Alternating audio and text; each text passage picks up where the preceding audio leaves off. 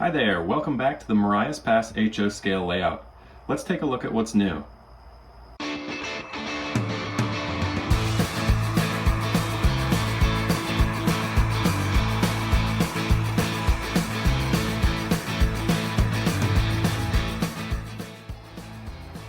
Alright, so starting down in this corner, you'll see that I have some new vegetation in, which includes a small bunch of trees as well as some undergrowth. And what you may also notice is that these trees look a bit different from the trees I have elsewhere on the layout. And the reason for that is I've changed the materials that I'm using. So I'm still making these trees the same way that I have previously. That is using copper wire and some untwisted sisal rope. The sisal rope kind of goes between a folded over piece of copper wire, and then you spin it up. Then you trim it. And then in the past, what I had been doing is applying some Scenic Express. I think it was dark green.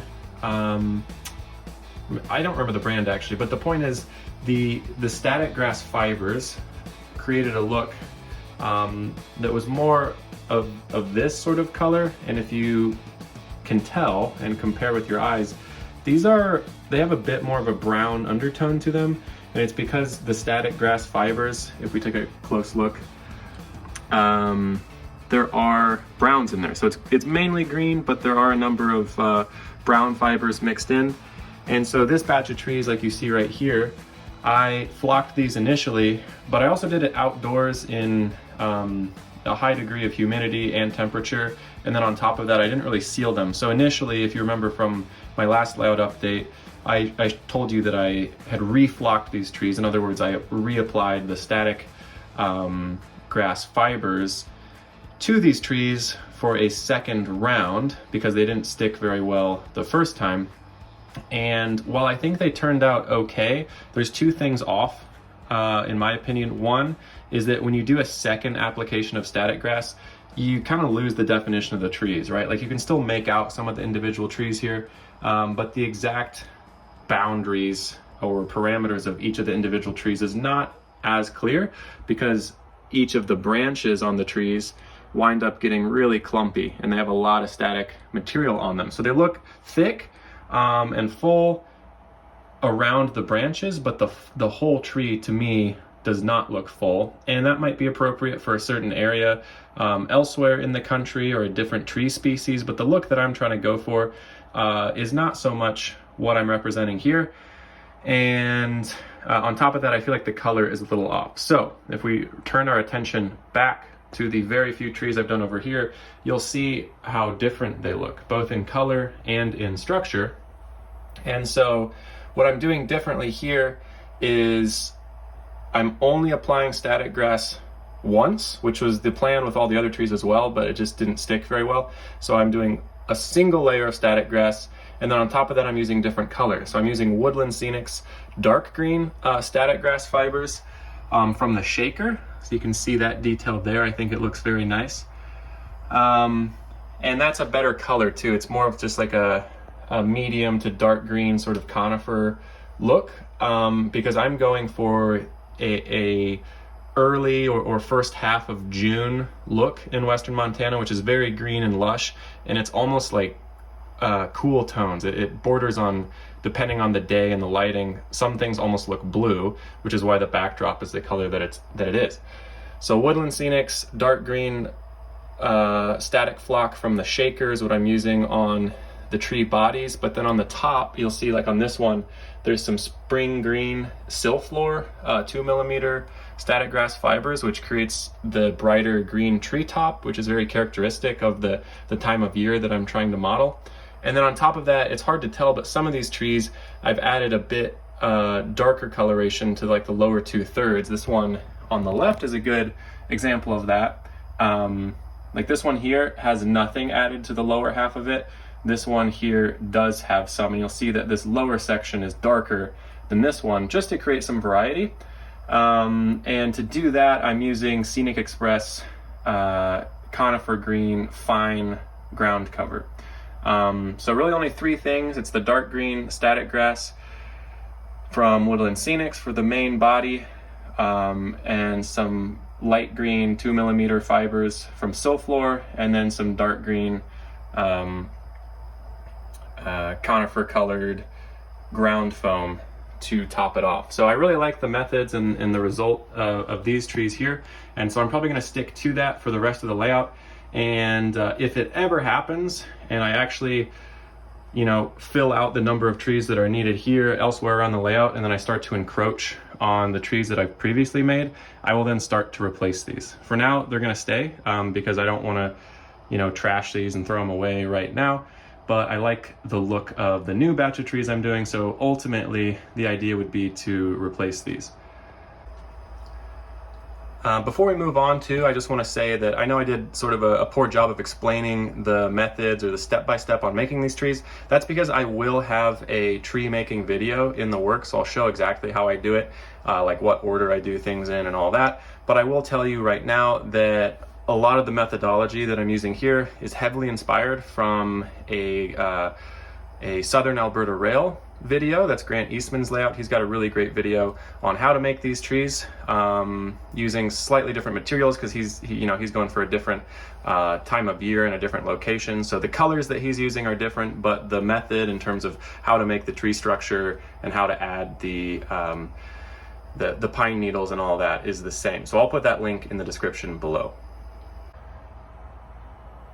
The other thing that you'll notice here is that I've started to add quite a bit of variation to the undergrowth. And so it's hard to imagine right now because a lot of trees are going to fill out this whole area.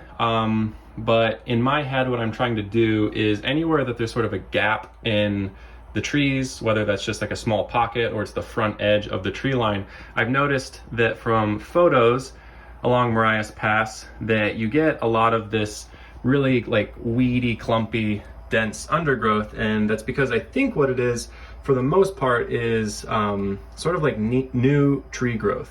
So some of these darker thick clumps, while not rendered like super detailed on my layout, when you step back and kind of look at them, what that is supposed to represent is sort of a clump or a patch of trees that once lived there, and for whatever reason, perhaps the soil slid away, and now it's all starting to grow back. And it's just a bunch of different species of trees, little tiny saplings, weeds, thick grass, and all that. They're just sort of like all clumps together, grows together, and it creates this really rough looking, basically grassy patch. And so that, as I mentioned, tends to cluster between groups of trees and also along the front edge of trees. And really where the slope is super high. Where the slope kind of levels out, it tends to be that the more mature trees predominate, but because the slope is increasing here, we get a lot of loose soil and dirt. I wanted to create some of that rough grass look just to add a bit of variability and make it look a bit more detailed.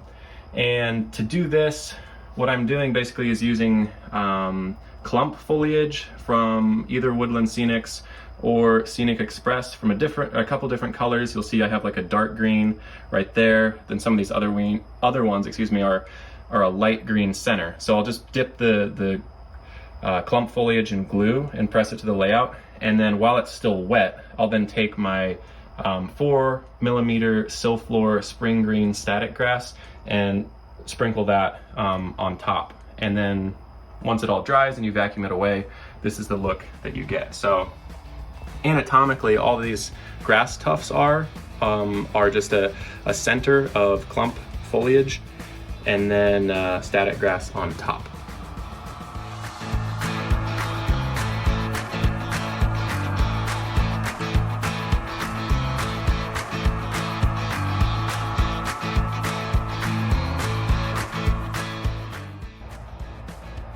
And if we come over here to Blacktail, you'll see that this is actually the first area I started to do that with, and I think it creates just a bit more variability, makes it look more realistic and like there's a bit more going on rather than just like a flat layer of grass and then some trees. So I think this scene, as well as the scene down there in the curve exiting Essex, is looking a bit better. As we look down this way, you'll also notice, perhaps, that I have painted the inside of the lighting valence, at least down here at the end of the peninsula, which is something that I had on my list for a very, very long time, and I regret not getting to it earlier in the year. I guess it's last year now that I started to revamp the layout.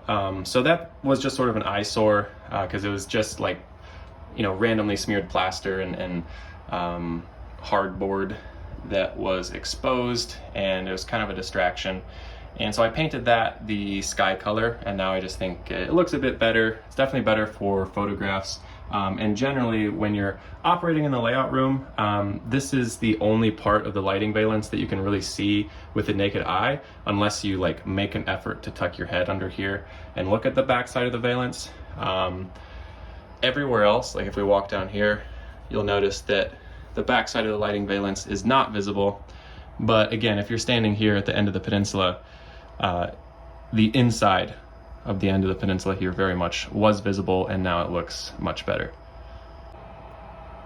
Okay, final update for today is that I've added some details to the tunnels down here. So you'll see there are some random conduits and loose wires, some equipment boxes of various sorts, and for the most part I tried to base the details that I added to each of these portals based on the prototype portal that it was inspired by.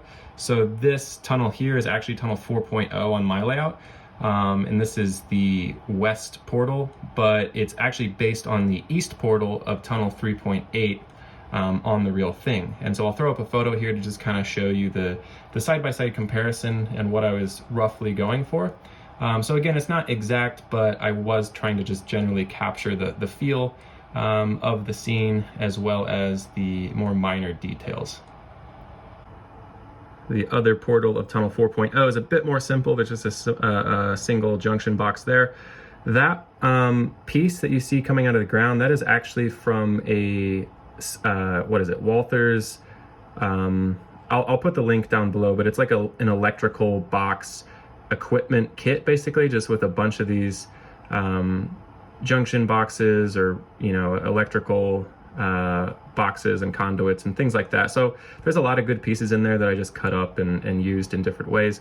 The rest of it is basically just this black metal wire that I had sitting around. I don't know what gauge that would be. It's probably like, I don't know, like 24 gauge or 30 gauge wire, something along those lines.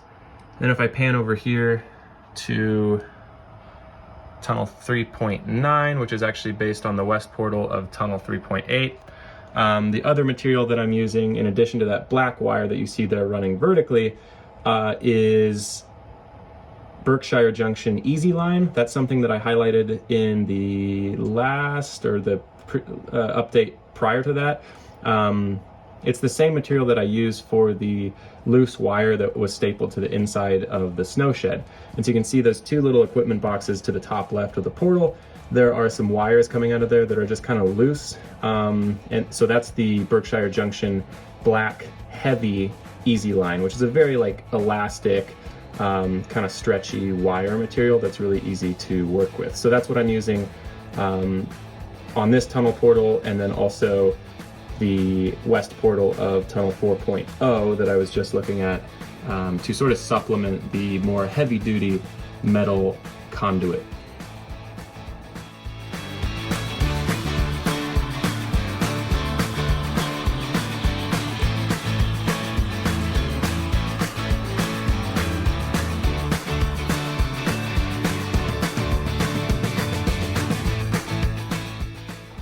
Well, I think that's about it for this layout update. So as always, thank you so much for watching. Stay tuned, and I will see you next time.